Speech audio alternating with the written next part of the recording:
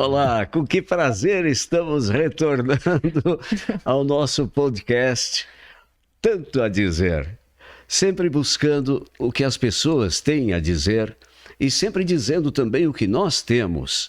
Todo mundo tem algo a dizer e em determinados momentos uns têm mais a dizer do que os outros e há também uma necessidade dos receptores de ouvirem o que as pessoas têm a dizer. Então cá estamos nós de novo, repetindo essa experiência gratificante que, aliás, diga-se de passagem, está muito na moda, não é? Podcast para todo lado e por que não nós, que também temos tanto a dizer, Annelise. É verdade, Odilon.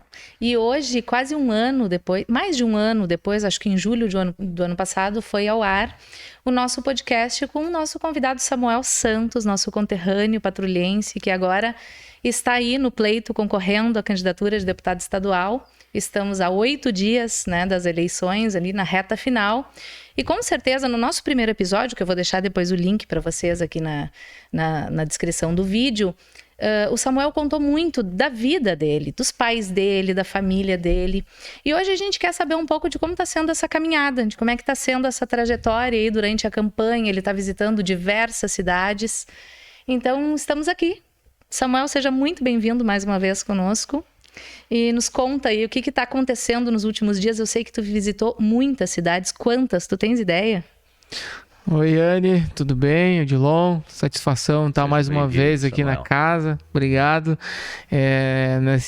Nesse programa aqui que até a minha família, né, tem lá o Lucas, principalmente, no YouTube, né, volta e meia vem o Tanto a Dizer com o Samuel, que foi aquela primeira edição, né, então fico muito feliz, né, de voltar aqui, depois de um ano, né, que nós estivemos naquele programa, e muita coisa aconteceu de lá para cá, né, e aí respondendo a tua pergunta, eu visitei de lá para cá mais de 300 cidades no Rio Grande do Sul. Visitei, conversei com lideranças, com agricultores, com professores, com trabalhadores. E hoje tenho orgulho, a satisfação de dizer que a nossa campanha está instalada em 204 municípios. Ou seja, dos 300 e pouco que a gente visitou, mais de 200, né, compraram a nossa ideia, entenderam a importância e temos então pessoas de alguma maneira ou de outra, ou com mais intensidade ou com menos intensidade, mas nós, a campanha do Samuel, né, que não é uma campanha minha, de um coletivo, está instalada em 204 municípios e, claro, o candidato é sempre o mais motivado, não poderia ser diferente, né? Mas com uma grande possibilidade de, quem sabe, primeira vez Santo Antônio da Patrulha ter de fato um representante, um deputado estadual de Santo Antônio da Patrulha, que nasceu, criou-se aqui e luta pela cidade, né? Não tenho nada, talvez... Vou ser humilde, né? Não tem nada de talvez de tanto diferente entre outras candidaturas que a gente tem aqui, né? Claro que são projetos distintos, mas até inclusive de outras candidaturas, Odilon, tu mesmo que já foi candidato de Santo Antônio, o que a gente tem diferente, que nos dá essa tranquilidade de sonhar, né?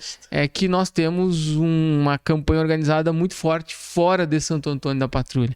Então, por exemplo, a gente teve candidatos aqui que fizeram muito voto, né, e do qual eu respeito muito, como o Paulo Bier, né, foi, acho que, se não me engano, o patrulhense que teve mais votos em pleitos, né, a candidato estadual, mas que fez muito voto em Santo Antônio e acabou não tendo essa oportunidade fora, ou talvez o conhecimento, o tempo, enfim, não estava ali para ver como que foi. Mas hoje a nossa candidatura está instalada nessa quantidade grande de municípios. Como diria o Olívio, está espraiada. Espraiada, né? Candidatura. E nós ficamos muito contentes com o fato de termos sido, talvez, os primeiros a termos conhecimento da pretendida candidatura do Samuel. Foi nesse programa, foi conosco, foi numa conversa como esta, que o Samuel deixou escapar que ele estava disposto a tentar uma candidatura. Não havia ainda nenhuma certeza, ele ainda estava em conversações com a família, tinha toda uma trajetória a ser percorrida, e um ano depois a candidatura está embalada e nós estamos aí há uma semana do dia D. Exatamente. Eu me lembro que naquela ocasião o Samuel, até depois que terminou o podcast, né, conversou com nós conosco muito mais como amigos do que como os apresentadores do podcast, até perguntando, né, pedindo a nossa opinião, o que a gente achava e tal, e nos contando da sua indecisão, porque eu acho que quando alguém resolve, decide, né, entrar nessa empreitada, vai com tudo, assim, chega e depois só pede ajuda. E no teu caso, acho que foi um pouco ao contrário, né, Samuel? As pessoas te pediram ajuda, tu recebeste um chamado.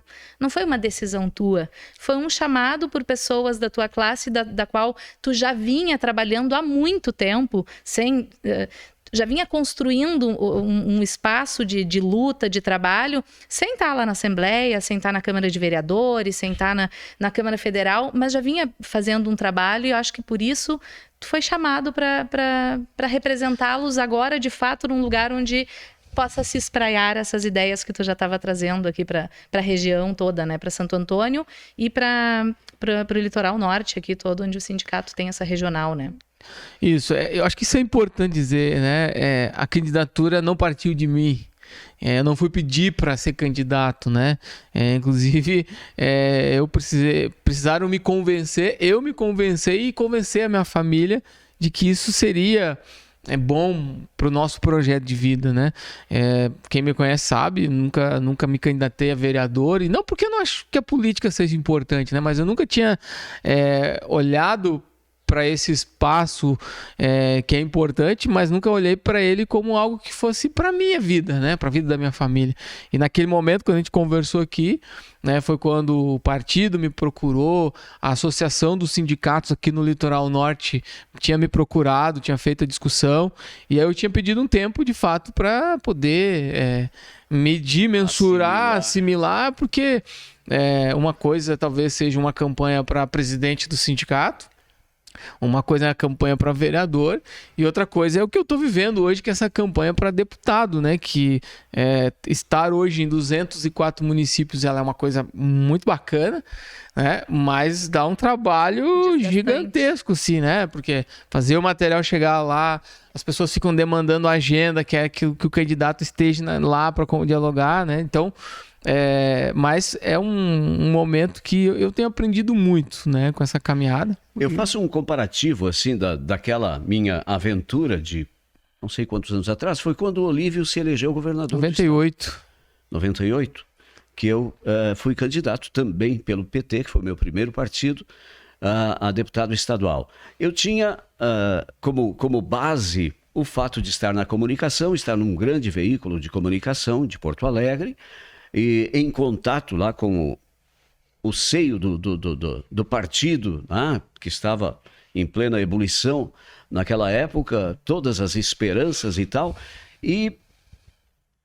mas era muito diferente a minha base, que era tão somente calcada na comunicação e no fato de que eu cantei em tudo que foi canto da grande Porto Alegre, nos bailões, nos fandangos, nos CTGs, e confiado naquilo. Eu, como tantos outros candidatos já experimentaram, e só agora, recentemente, o Luiz Marenco, por exemplo, alcançou.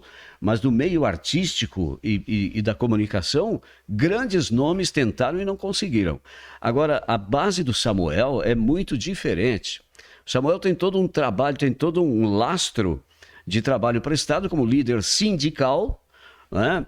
E que se tornou conhecido pela sua ação à frente de uma entidade sindical ao longo dos anos. Tu te criaste atuando neste meio, e então eu acho, e como é muito numerosa a quantidade de pessoas que atuam na agricultura familiar, que são sindicalizados não só aqui, mas nas cidades todas que tu percorreste, eu acho que a tua base é muito forte e a tua possibilidade é muito grande, Samuel. Olha, a gente tem trabalhado muito, Odilon. Essa é a verdade, né? Desde que a gente tomou a decisão, e quem me conhece sabe que depois que a gente toma a decisão, eu entro, né, de fato, não apenas para participar, mas entro para dar o meu melhor. Então, eu tenho trabalhado muito para isso. Tem possibilidade, né? A gente tem, então, 200 municípios, é uma base territorial gigantesca, pela quantidade de votos que envolve isso. A gente tem, nesses municípios, os sindicatos organizados, E não fazendo um comparativo, porque daí cada espaço é um espaço de militância, mas como tu disseste, tu fala, né, no microfone, né, como artista, muitas pessoas estão distantes de ti, né? E esse trabalho que a gente acaba fazendo, a gente fica muito próximo das pessoas. E aí são lutas que a gente faz que tem a ver com o dia a dia das pessoas, né? A gente luta pelo financiamento, né, pela comercialização, que isso acaba nos tornando referência para algumas coisas, né? Então isso dá um grupo, a gente tem um grupo de pessoas no estado que tem uma relação muito próxima, Já que não se beneficiaram do teu exato, trabalho, né? e que não é só essa questão mais da cultura, que ela é importante, ou do microfone, mas ela dá essa relação de muita proximidade. E aí um fato que naquela época, inclusive, estava um pouco distante, né, quando eu estive aqui, é de ter o reconhecimento da FETAG.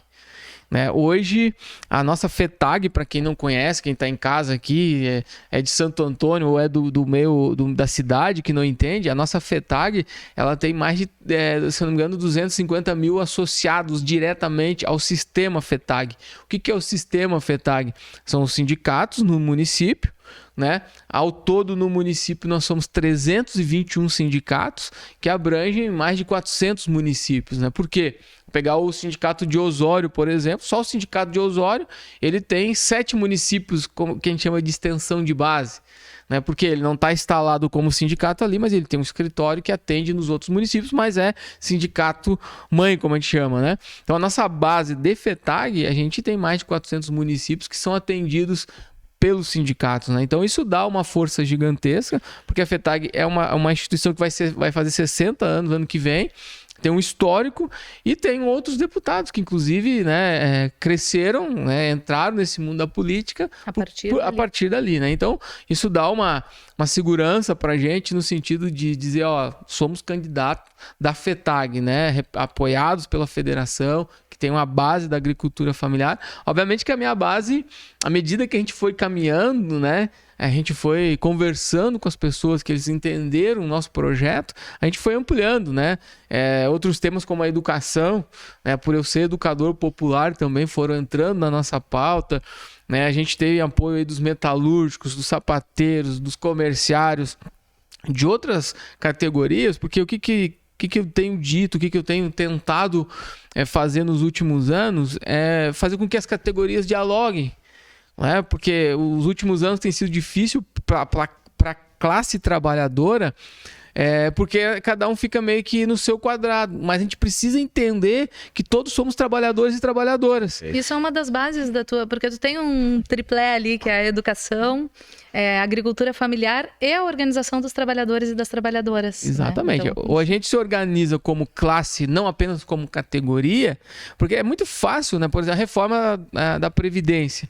Por que foi fácil tirar ou mexer na previdência da maioria dos trabalhadores? Enfraquecer o sindicalismo foi a primeira coisa que o golpe contra que Dilma veio lá com a reforma trabalhista. Exato. Enfraquecer o sindicalismo lá, aí tivemos poucas possibilidades de nos organizarmos enquanto classe. A nossa categoria, eu quero dizer isso para quem está em casa, porque assim, eu tenho ouvido muita besteira a respeito de sindicato. Vou aproveitar esse espaço aqui, se você me permite. Fica à vontade. Sindicato não é um órgão público. Sindicato é um órgão de classe. É uma iniciativa privada sem fins lucrativos. Então não venha com essas bobagens que falam que sindicato é órgão público. Não tem teta. É uma teta. Não tem órgão público, é eletivo, tem eleições a cada 4 anos. Quem manda no sindicato são os sócios e as sócias que são sócios do sindicato. Não é nem o presidente da República, nem deputado, não. É uma instituição sem fins lucrativos, que é organizada, iniciativa privada sem fins lucrativos. Sócios e sócias que não são todos do mesmo partido, diga-se de passagem. É muito eclético, por Lá sinal. dentro tem uma variação de correntes de pensamento, de linhas, Exato. enfim. E o partido, Samuel? Tu entendes que o PT está finalmente dando a grande volta por cima neste momento da política nacional e estadual, local também? Olha, Odilon, nosso partido ele tem as suas divergências internas, Quem conhece o partido compreende isso. Mas são essas divergências que a gente chama de tendências que constroem e fazem do nosso partido o maior partido do Brasil.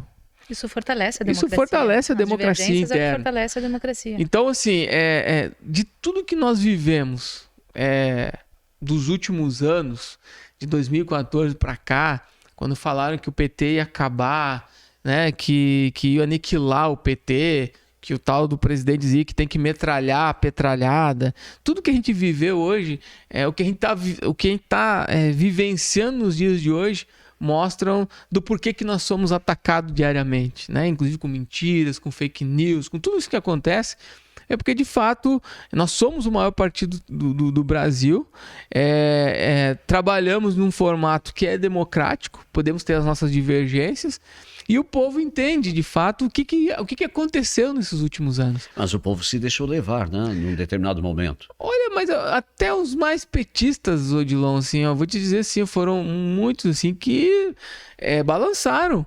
Porque o cenário foi muito bem arquitetado naquele momento que a gente, às vezes, até se perguntava, poxa, mas o que aconteceu mesmo, né? Então, lá atrás, a gente se dizia assim, nossa... parece que nós vamos levar anos para reconstruir o partido. Mas quis que o destino e a própria justiça, né? As instituições meio que capengas funcionando, mostraram que tudo que aconteceu foi uma farsa. Né? Não há crime perfeito, né? Mais cedo ou mais tarde a verdade sempre vem à tona. Não tem como tu. O que eu tenho dito para as pessoas, Anny, assim, é que assim, partido, né? Por si só, ele já diz, partido, é parte. Né? A gente precisa entender que em todas as instituições tem os seus problemas. Né? Então, por exemplo, a instituição família. Me aponte uma família perfeita que não tem os seus problemas. Né? A instituição comunidade. Qual a comunidade que não tem os seus problemas? As instituições sindicais. Me aponte uma instituição sindical que não tem o seu problema. Uma instituição religiosa, das mais diversas que a gente tem hoje. Qual que não tem o seu problema? Me cite um partido político que seja 100%. Por que eu estou dizendo isso? Porque em todas as instituições ela é feita por pessoas. E as pessoas são falhas, os humanos são falhos. E tem os seus problemas. E aí o nosso partido, como qualquer outro, teve os seus problemas. Agora, aqueles que tiveram seus problemas, que foram punidos, que foram presos, alguns absolvidos, né? E aqueles que estão presos até hoje, que paguem pelos seus erros. Por isso que a gente precisa entender que nós estamos numa democracia e que na democracia as instituições precisam funcionar. Precisamos continuar acreditando na justiça, precisamos ter um Congresso que seja eficiente, precisamos ter um presidente que de fato seja republicano, que respeite a democracia, que seja democrático. Então a gente precisa, nesse sistema que a gente tem hoje, confiar nas pessoas. E uma delas, o nosso partido, né? E respondendo de fato a tua pergunta, o nosso partido, ele está mostrando para a sociedade a sua organização e que de fato nos últimos anos, pode ser que no futuro apareçam outros, né? Mas que nos últimos anos o partido que de fato trabalhou para os trabalhadores e para as trabalhadoras, mesmo com algumas falhas, foi o nosso Partido dos Trabalhadores. A candidatura, e eu percebo em outros candidatos, em todos os níveis, inclusive a nível de candidatura à presidência da República, alguns fazem da candidatura um projeto pessoal e outros fazem da candidatura um projeto coletivo, visando o bem comum. Como é que o eleitor pode fazer para distinguir uns dos outros, né? As ovelhas dos bodes? Quem é quem realmente, quem está na política para servir e quem está na política para se servir dela? Porque tem candidatos, me parece, deixa eu adiantar um pouquinho isso, que estão ali tão somente ou por uma vaidade pessoal, ou para aparecer, ou até mesmo para tirar proveito das verbas, né, do dinheiro que vem, do dinheiro partidário que vem. Me parece que tem gente que até para isso se presta, né, de tentar pegar uma pontinha daquilo ali. Olha, Odilon, a gente tem que partir do princípio da política. O que é a política, né? Eu faço política sindical, fazia política sindical, tenho a política familiar. Todos nós somos seres políticos, que parte do princípio de convencer alguém a alguma coisa, né? O que eu vejo hoje, assim, que a política, além dela passar por um processo de difamação dos políticos, né? De negação da política. Todo mundo, inclusive, agora até diminuiu. Mas um tempo pregavam que não existia mais direita e esquerda, né? Isso era muito assim, não existe, mas isso é bobagem. Hoje fazem questão de reafirmar o que é direita, o que é esquerda, extrema direita. E é bom isso, eu não estou mas andou uma época que se negava. Outra questão que muitos se elegeram, né? Eu acho engraçado quando eu vejo uma propaganda na TV de um candidato ou de uma candidata num cargo político e diz que ela não faz da sua vida a política, mas tá candidata. Né? Eu acho engraçado. Não faço da minha vida política. Pô, mas então não se candidata se não quer entrar pra política, né? Então, assim, aí tem essa outra questão que é de ser o apolítico. O isentão. Eu sou apolítico, né? Que é conversa fiada. Então, assim, a primeira coisa, Odilon, que eu digo para as pessoas é ver a sua trajetória de vida, né? Perfeito. Mas eu vejo a trajetória de vida, não só aquela trajetória que o pessoal diz o ficha limpa. Não, porque o seu ficha limpa... Isso é uma obrigação. É uma obrigação. Não é... Cara, ter a ficha limpa não é uma... entende? Assim, eu me vangloriar de uma ficha limpa. Que nem assim, que é importante, não estou dizendo que é ruim, né? As pessoas devolvem uma carteira que achou na rua, vira manchete no jornal.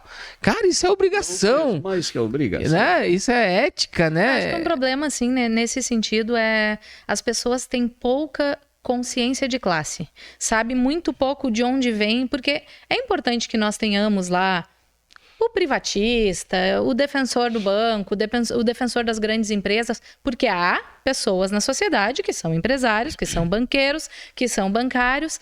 Só que nós, que somos filhos de agricultor, que somos trabalhadores, que somos assalariados, nós precisamos votar em pessoas que nos representem, que representem a nossa classe. Eu não sou banqueira, eu não sou bancária, eu não sou empresária.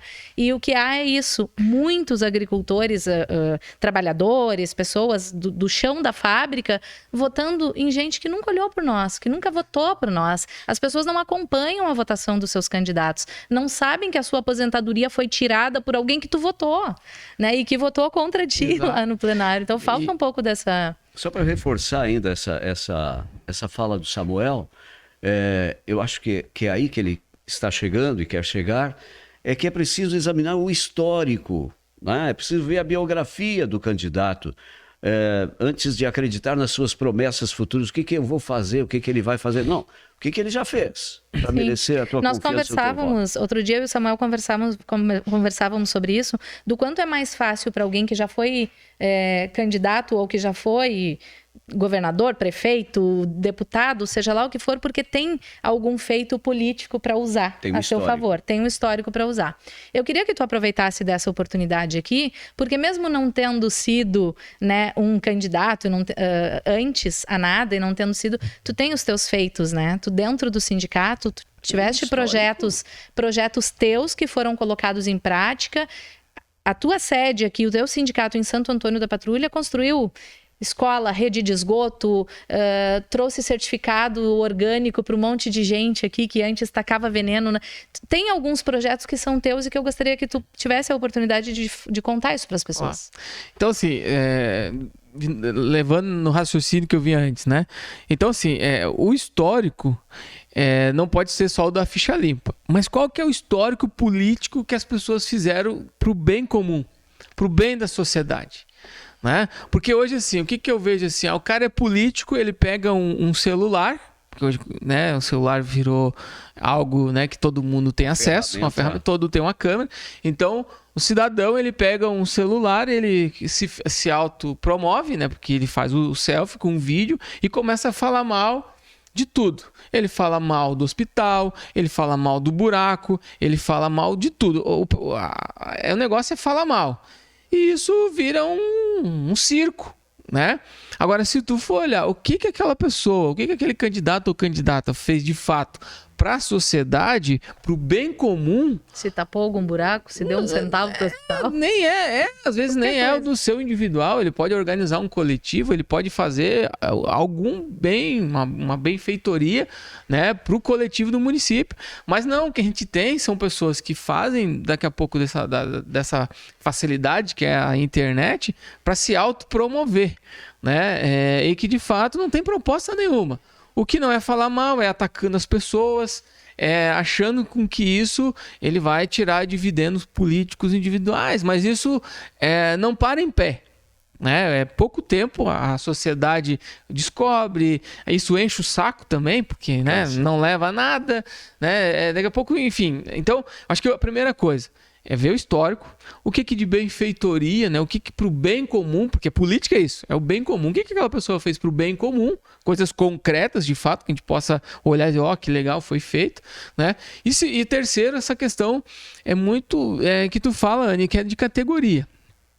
Porque assim, quem que é trabalhador? Porque o trabalhador não gosta de votar em trabalhador, né? Por exemplo, eu ando com o meu Voyagezinho aí fazendo campanha, o pessoal já me diz, eu trabalho, mas para te impressionar, tu tem que chegar num caminhonetão aqui para fazer o comício, né? Um caminhonetão importado. Já não chegar no caminhonetão importado, porque eu nem tenho grana para isso, não é isso. Mas as pessoas gostam, né? Às vezes votam em alguém que tá fora da nossa classe. Então eu teria que olhar muito para essa questão, né, do trabalhador, nosso agricultor familiar, né? Vota em... Como é que agora é a palavra da moda? No agro. O cara do agro.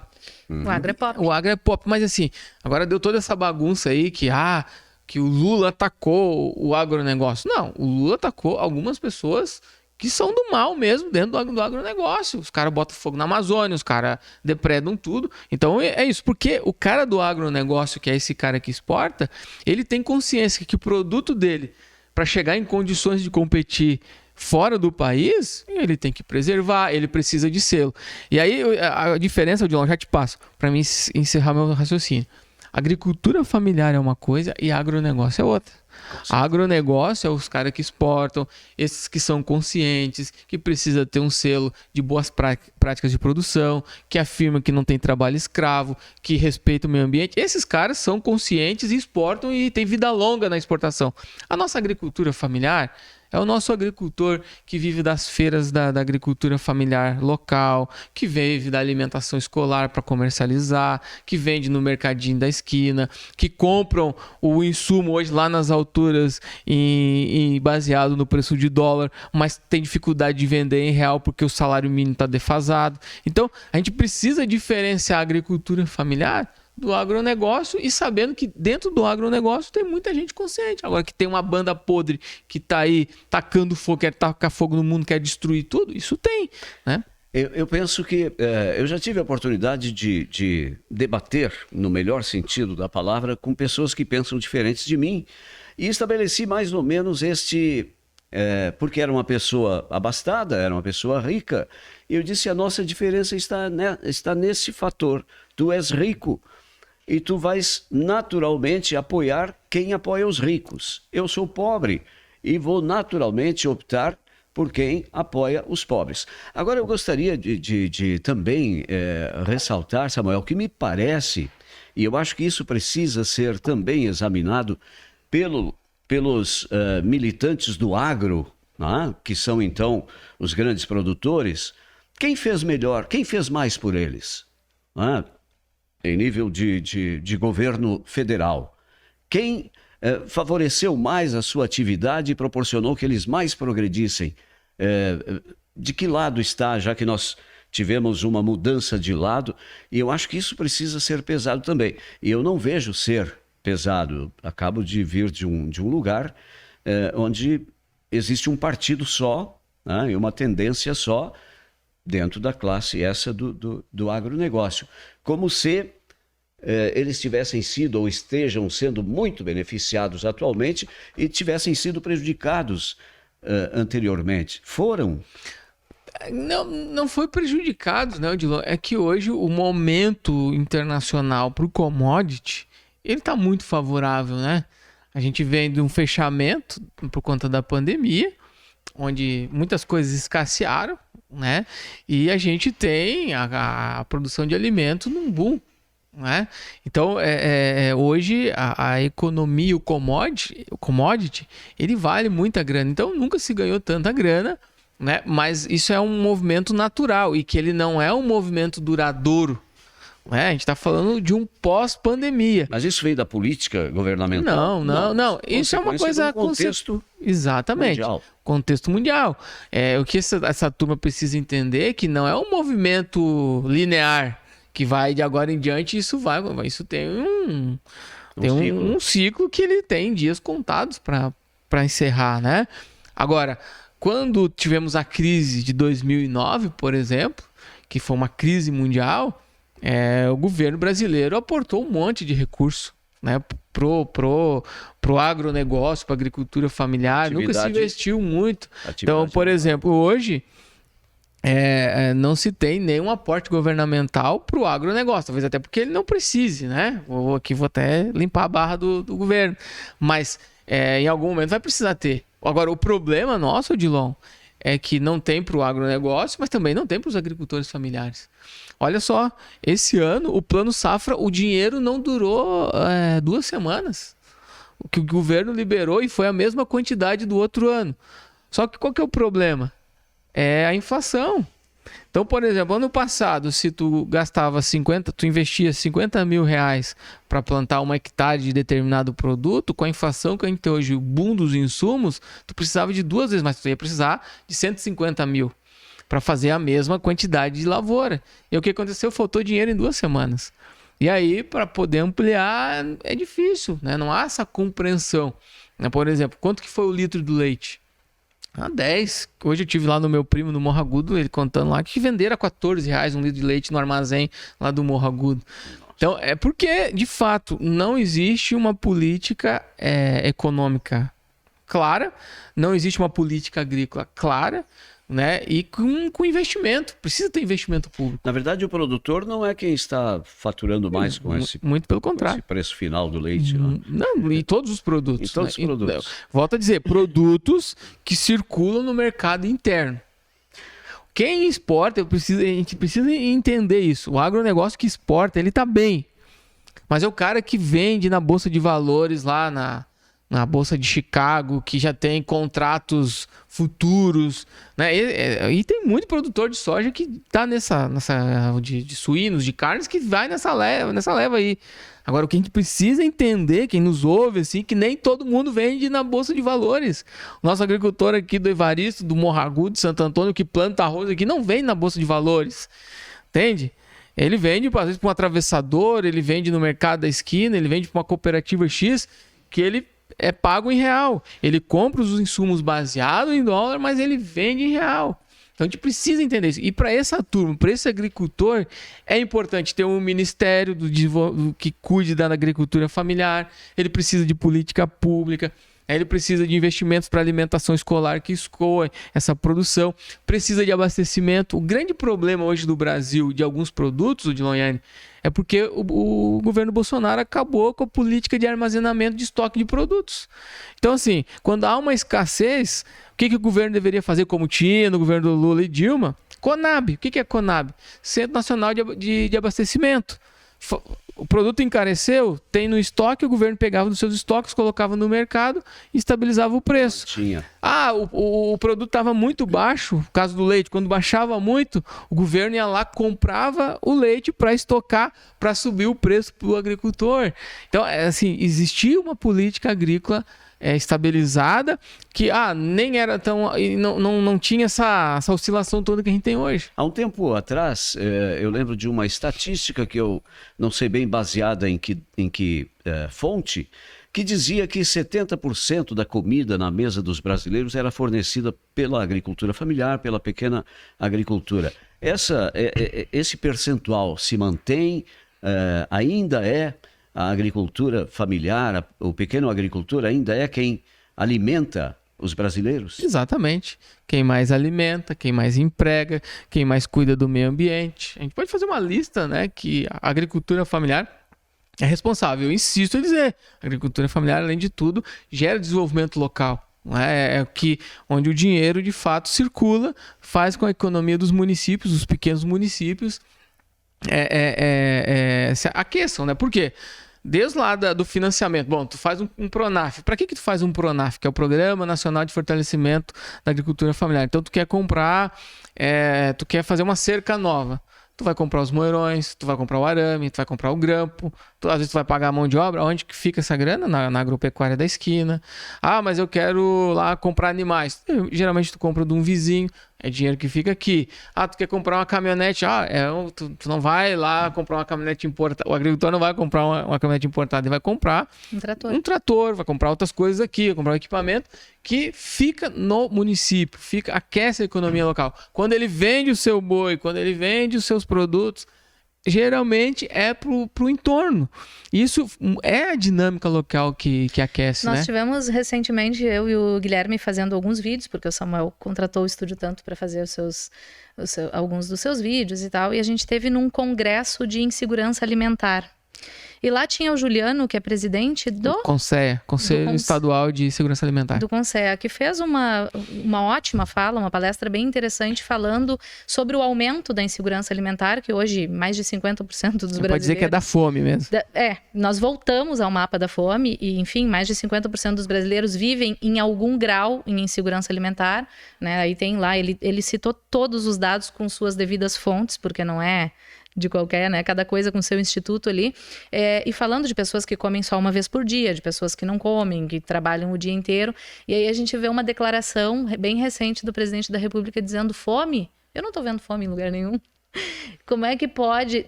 Esses dados, a gente não inventa eles, a gente não cria, não são factoides eleitorais. São dados que qualquer pessoa que tenha o interesse em ter conhecimento do que está acontecendo pode acessar e ver, né? E a gente anda pelas ruas e vê que a fome voltou. A gente, assim, o papo tá muito bom e a gente sabe que esse papo vai longe porque a nossa política tá passando por tantas coisas, tem tantas áreas.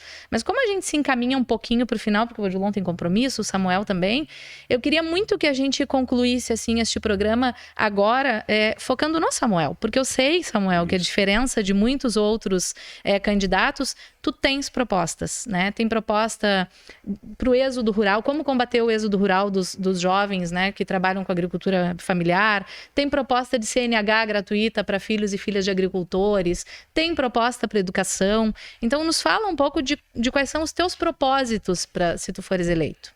Bom, Anny, primeiro eu não respondi antes a tua pergunta, né, do que a gente fez, que tu já fez. Acho que é importante, assim, né, porque não foi o Samuel que fez tudo, né? Eu acho que o meu mérito tá em, como o pessoal me conhece, ser um bom provocador, né? Porque a resposta nunca tá comigo, mas está da maneira como a gente conduz os processos, que as soluções para os problemas elas possam ser construídas coletivamente. Então, desde lá do projeto Propriedade de Destaque que a gente construiu lá no sindicato, foi um time, foi um grupo, né? Talvez a gente, de novo, tenha a felicidade de provocar. Foi que surgiu a AgriSap, que é a nossa feira. Todo mundo dizia que em Santo Antônio não vai se criar feira, porque todas que criaram já morreu. 2023 vai fazer 10 anos de feira, todos os sábados e todas as terças no sindicato. Então, assim, eu sou suspeito de falar, foi o Samuel que criou a feira? Não, o mérito todo são daqueles feirantes que há 10 anos estão ali, vai fazer 10 anos, acreditaram que eles são capazes. O mérito da gente, de novo, foi provocar, criar o espaço, criar um ambiente, criar as ferramentas, né, os dispositivos que pudessem fazer com que eles estivessem ali. Agroecologia. Todo mundo aqui na frente, aqui na Câmara de Vereadores, a primeira formação que a gente foi fazer para os agricultores, muitos deles nos peitaram que diziam que era impossível produzir sem veneno aqui em Santo Antônio, que isso era bobagem. Nós criamos as ferramentas, os mecanismos no sindicato e, se eu não me engano, as meninas podem me ajudar, são 14 famílias hoje, ou 13, que estão certificadas como orgânicas ou agroecológicas aqui em Santo Antônio. Eu estou dizendo porque eu não sei mais o número, porque como eu estou afastado do sindicato... acho que é 13, né? Vamos usar o 13. E nós estivemos também contigo na residência, na propriedade da Terezinha, que nos falou chorando que a vida dela era trabalhar todos os dias com veneno, plantando fumo, e que hoje na propriedade dela não tem nenhum tipo de veneno sendo aplicado Exato. Então são histórias que a gente tem. Alimentação escolar, né? Nós criamos, é um programa nacional, mas que o sindicato abraçou essa ideia, abraçou. Então a gente tem toda uma equipe, nós saímos de 18% do total no município para mais de 70%. Foi só o sindicato? Foi o Samuel? Não. Foi de novo, o ambiente que a gente criou para discutir. Nós temos um programa chamado Gestão Compartilhada no sindicato, que não é o presidente ou a presidente do sindicato que diz para onde vai o recurso. O que a gente faz? Separa uma parte do recurso que é do sindicato, que é dos trabalhadores, convida as comunidades a fazer a discussão do seu problema, apresentar o seu problema e a solução para a Assembleia do Sindicato, e quem vota nisso são os agricultores e agricultores que são sócios do sindicato. Então aquilo que a Anne falou, nós já ajudamos a melhorar 2 redes d'água, Chico Lumã e Morro Agudo, redes d'água comunitária, fizemos um quiosque na Serraria Velha, que é um quiosque comunitário, uma sala de aula aqui no Arroio do Carvalho, hoje, se eu não me engano, são 15, 16 crianças de 1 a 4 anos que estudam nessa sala de aula que foi construída com recurso do sindicato. Tem uma pista de atletismo na Catanduvinha, enfim, tem várias coisas aí, estufa, estrutura para feira. Foi o Samuel que pegou o dinheiro do sindicato e disse, aqui, toma, que aqui é de vocês, para vocês fazerem determinada coisa? Não. Mas o coletivo, os instrumentos... É um agitador, exato, né? Então, tanto que te escolheram para representar. A gente pensa sempre que as soluções não são individuais, as soluções são coletivas. E dentro dessa construção, Anne, as propostas que a gente está trazendo para a campanha, e se a gente for eleito, estamos trabalhando para ser eleito deputado, essas propostas que estão vindo foram todas elas construídas coletivamente. Fizemos oficinas virtuais, fomos ouvindo, escutando as propostas para que a gente apresente propostas das pessoas, não do candidato.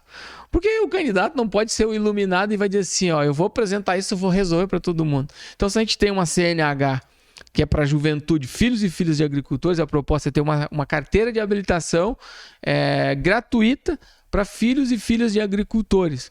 Porque é mais uma maneira. Hoje o custo que é uma CNH, né, e hoje também a gente vê muito filho de agricultor, às vezes até andando sem habilitação. Então a gente quer, né, mais essa motivação para o jovem poder ficar na agricultura, né, ter o seu carrinho, ter a sua moto, mas estar devidamente habilitado. Né? Então, uma das propostas, né, para a juventude é uma CNH gratuita, né, que seja custeado pelo governo, pelo Detran, para esses jovens. A gente tem apostado muito na educação, na pedagogia da alternância, né, de ter uma formação de um formato diferente para os filhos de agricultores. Então, é uma educação que funciona mais, e já existe, eu não estou dizendo que, eu não estou usando isso da minha cabeça. Formação que uma semana o filho ou a filha do agricultor fique na escola em tempo integral, aprendendo não só as questões da matemática, do português, mas o convívio familiar, o convívio coletivo lá na escola. 2 semanas ele volte, né, para a propriedade e aplique, não só lá na roça, mas aplique na relação com o pai, com a mãe, tudo que ele aprendeu na escola. Isso se chama pedagogia da alternância. A gente quer, né, que esse modelo, como diria o Olívio Dutra, se espraie pelo Estado, né, que seja um modelo que tenha mais reconhecimento dos estados, especialmente dos municípios, para que a gente possa ter uma educação diferenciada, especialmente para os filhos dos homens e das mulheres do campo, né? Eu atuei durante um período também como assessor parlamentar na Assembleia Legislativa do Estado e pude observar vários deputados de diferentes siglas partidárias e observei que a grande maioria, eu diria, a grande maioria deles tem outras atividades. Eles não se dedicam em tempo integral à sua função de parlamentar. O que o Samuel pretende fazer? Tu vais te dividir entre o parlamento e alguma outra atividade, uma empresa ou alguma coisa, também como fazem grande parte dos parlamentares? Se eu tiver a missão, né? Quem me conhece sabe, quando eu estive no sindicato, embora tendo a minha propriedade, eu me dedicava 99% até mais que para minha família, inclusive, né? Então eu me dedicava para aquele projeto que eu fui, né, eleito para fazer quando fui. Não vai ser diferente agora. O meu tempo de vida, claro, obviamente entre a minha família e eu tenho a propriedade lá junto com meus pais, mas é dedicar todo o tempo, né, sem dividir, né, porque daí tu vai dividir a cabeça, tu vai dividir o tempo, né, não é nem uma coisa nem outra. Então 100% do tempo, né, ou 90% do tempo é dedicado ao projeto que eu fui eleito para fazer, né? E ainda quero trazer mais algumas propostas se eu tiver tempo ainda. Claro, então, por exemplo, turismo rural, Dilon. Nós estamos numa região que é abençoada por Deus e bonita por natureza, já dizia, né, Jorge Benjor, se eu não me engano. A gente precisa articular esse povo, a gente precisa organizar algumas questões legais. Então, por exemplo, hoje uma questão legal que precisa se tornar lei é o agricultor familiar poder emitir a nota de talão, emitir nota do serviço prestado, da alimentação, da hospedagem, no talão de produtor. Porque hoje não é possível. Para fazer isso, tu tem que criar um CNPJ. Se tu cria um CNPJ, já tu te desenquadra da legislação previdenciária, por exemplo. Então, a gente precisa organizar tanto de maneira em rede, esse povo, para que ele se enxergue, se organize. A gente não pode deixar o empreendimento do turismo rural refém da prefeitura. E eu não tenho nada contra a prefeitura. O problema disso é que a cada 4 anos muda a administração e o povo fica a ver navios. Então a gente precisa que esse povo do turismo rural, os empreendimentos, se organizem, se articulem, né? Então a gente precisa trabalhar nesse sentido. E o segundo, com esses dispositivos legais. Por exemplo, Dilon, fazer turismo rural. Tu tem a tua galinha lá no teu empreendimento de turismo que põe ovo. Tu não pode usar o ovo da galinha no empreendimento de turismo rural. Tem que ser o ovo comprado da cidade, né? Como que pode isso?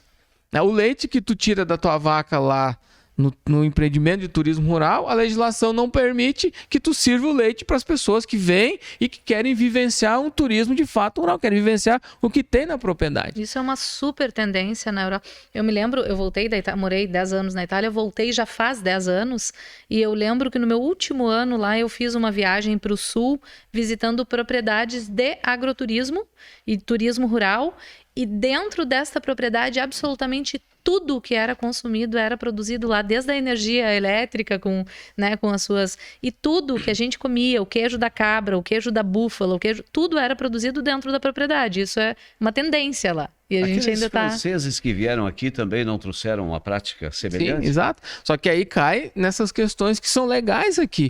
Todo mundo quer. Eu conheço muita gente que quer vir da cidade, quer lá comer um franguinho caipira lá na propriedade. Quer lá tomar o leite que não é o leite da caixinha. Quer lá comer o quindim lá, que é o queijo, essas coisas tudo. Aí o turismo rural, o povo que se organiza, não pode usar o leite, não pode usar o ovo, não pode usar as coisas que são da propriedade, porque a legislação não permite. Entra a função do legislador. Exatamente, de pautar leis que adequem. Não estou dizendo com isso que tem que ser a revelia. Não, mas a gente precisa ter os cuidados. Tu vai conseguir sozinho, né? Tu vai ter que convencer os pares. Exato. Né? Então, essa é uma questão do turismo rural, que é uma questão que a gente precisa trabalhar. Investimento, né? Hoje, os empreendedores do turismo rural não têm muito acesso a políticas públicas de investimento dentro da propriedade. Uma outra questão que pesa muito aqui para a nossa região é a regularização fundiária. O que é a regularização fundiária? São terras que já passaram de geração em geração e não foi feita a partilha, que não foi feito o devido inventário, né? São terras que passaram por compra e venda no que a gente chama de contrato de gaveta e que hoje não conseguem mais se regularizar, ou pela complexidade que se tornou a árvore genealógica da família, ou mesmo pelo custo, né, que isso tem. Então a gente precisa montar instrumentos, políticas públicas que facilitem a vida dessas pessoas que querem reorganizar as suas terras, né? E isso é muito. Hoje, mais de 70% das terras aqui na região, não estou falando só de Santo Antônio, no litoral, isso, passam por esse problema. E aí começa a dar problema na aposentadoria lá do homem e da mulher do campo, ele não consegue mais acessar um Pronaf, ele não consegue mais tirar um talão de produtor. Então tem um monte de questões que passam por essa questão da regularização fundiária. A gente quer lutar, brigar muito por isso. Outra questão é a questão da agroecologia. Nós precisamos ter agroecologia não como um hobby. As pessoas parecem que encaram, romântico, alternativo. É bonito. Os caras, o povo da agroecologia é o que mais sofre. Por quê? Imagina, olha só, vamos pensar junto aqui. os transgênicos teve uma luta muito grande para tirar o rótulo, o selinho de transgênico dos produtos transgênicos. Então, quem produzia transgênico não queria ter o rótulo, O nosso povo da agroecologia que produz sem veneno e tal, às vezes quer ter o certificado e é uma burocracia terrível, é muito difícil tu ter o certificado que é livre de veneno e tal. Olha só a dicotomia que tem nessa história. Nós não temos políticas públicas, os bancos não fazem questão de financiar. Só para te ter uma ideia, nosso agricultor ele usa a própria semente, ele usa, né, o agricultor agroecologista, às vezes ele usa a própria semente, usa os próprios insumos. O que acontece? A política pública como o Pronaf, se tu financiar qualquer coisa, se der um sinistro, um vendaval, outra coisa, para o seguro agrícola poder cobrir, tu tem que ter o quê? A nota dos produtos que tu investiu ali. Senão o seguro não cobre. Bom, se eu sou agroecologista, uso a minha semente, eu uso meus insumos, eu não tenho nota porque eu usei ali. E eu não tenho direito ao seguro agrícola. Então são questões que a gente precisa discutir. Ter, por exemplo, subsídio para comprar insumos. Poxa, eu estou fazendo um serviço à saúde. Questão da agroecologia, para quem está nos assistindo, a agroecologia é saúde pública. Investir em agroecologia é investir em saúde pública. É tirar as pessoas da intoxicação, dos problemas neurológicos. Então, investir em agroecologia é desafogar o SUS.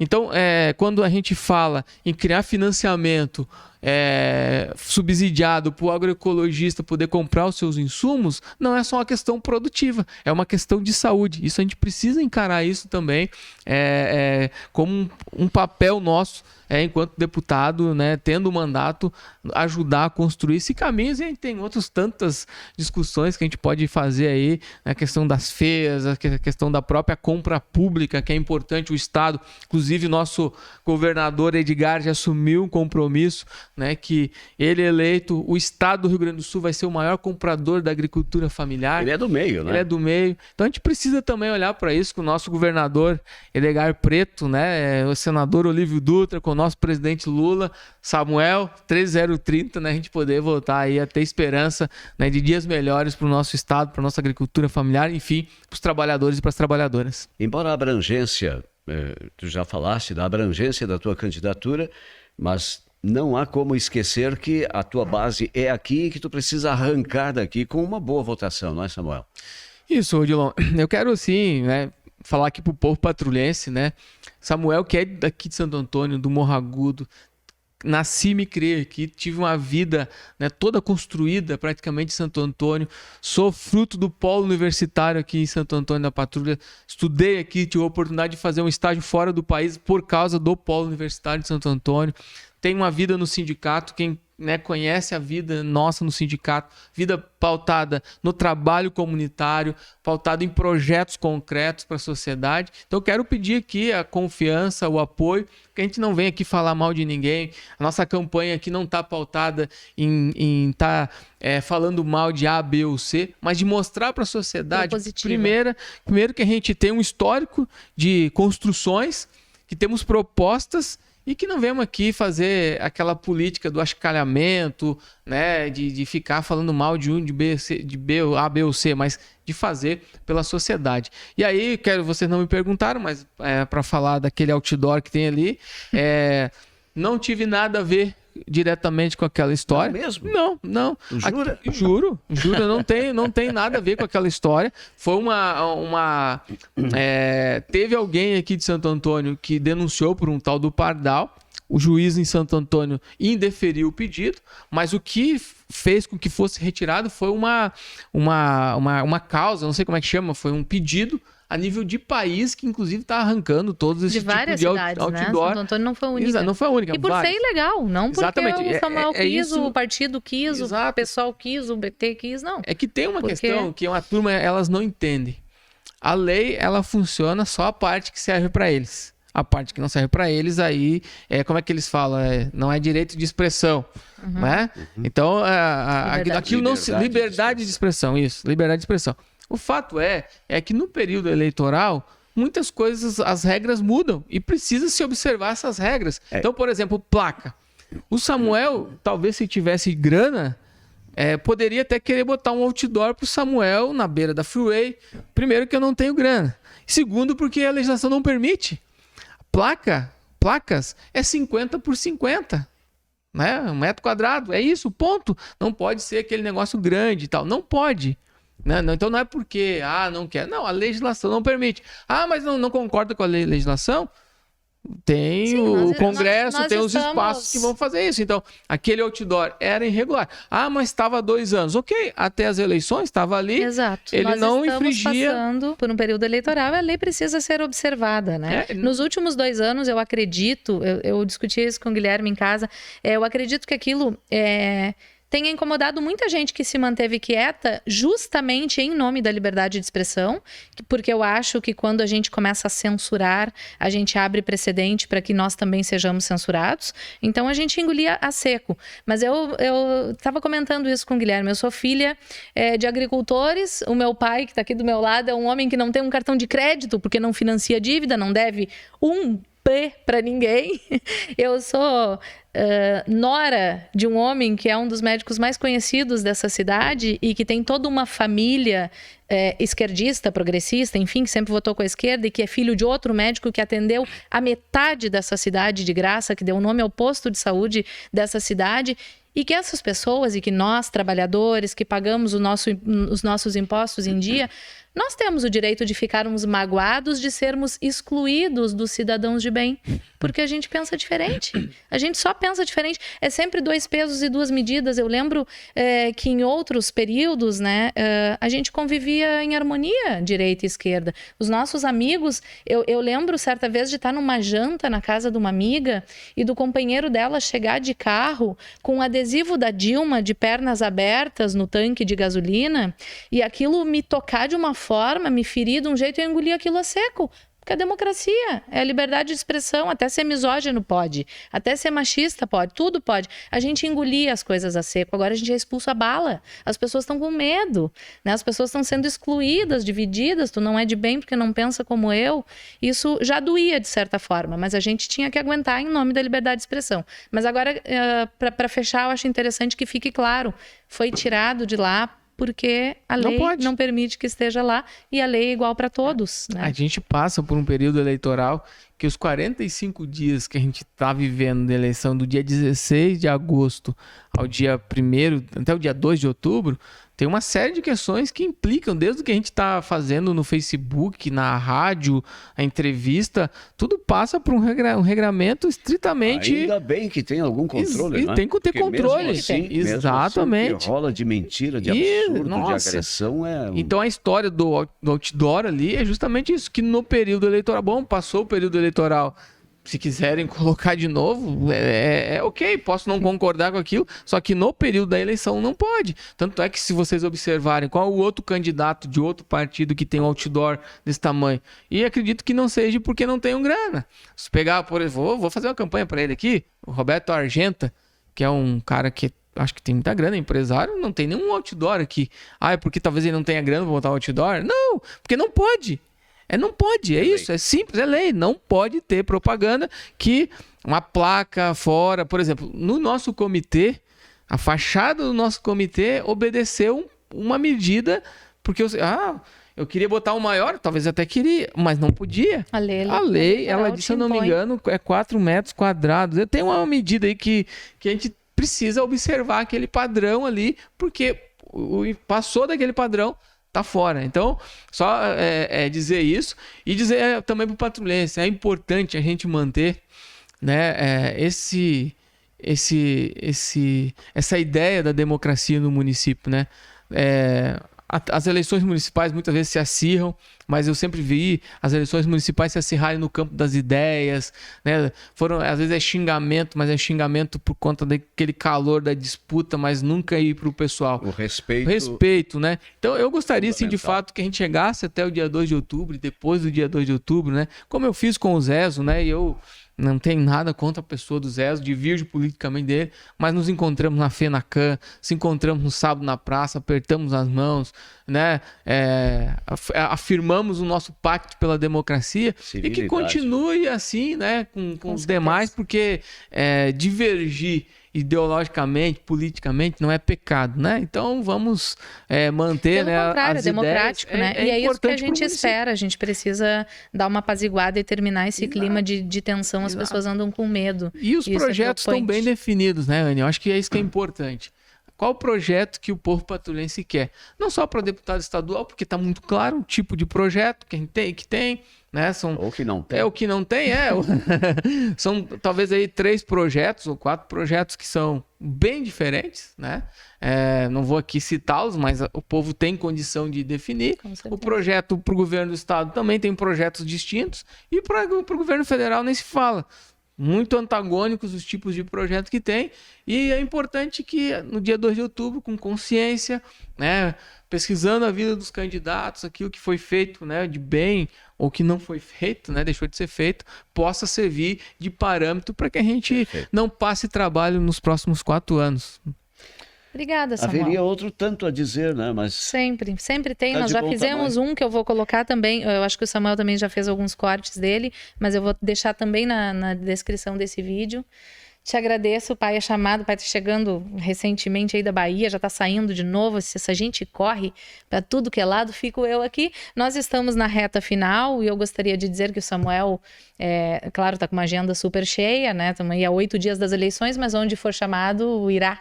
E agora na quarta-feira ele estará de novo aqui no Estúdio Tanto, no podcast do Casquinha, mas que tal o podcast? E talvez tenha aí ainda alguma aparição na rádio. E é isso, né? Todos têm que ter essa oportunidade de levar a sua mensagem, as suas propostas, para que as pessoas possam escolher, né? Saibam em quem votar. E fica um convite, próxima quinta-feira, 9 horas da manhã, concentração na Praça da Matriz, na Igreja da Boa Viagem, nosso candidato a governador Edgar Preto, para a caminhada da vitória do time Lula aqui em Santo Antônio da Patrulha. Então pega a sua bandeira, quinta-feira, dia 29, 9 horas da manhã, na Praça da Boa Viagem, a caminhada da vitória aqui em Santo Antônio da Patrulha. Obrigada, pessoal. Até a próxima. Obrigado, gente. é mais ver. Até.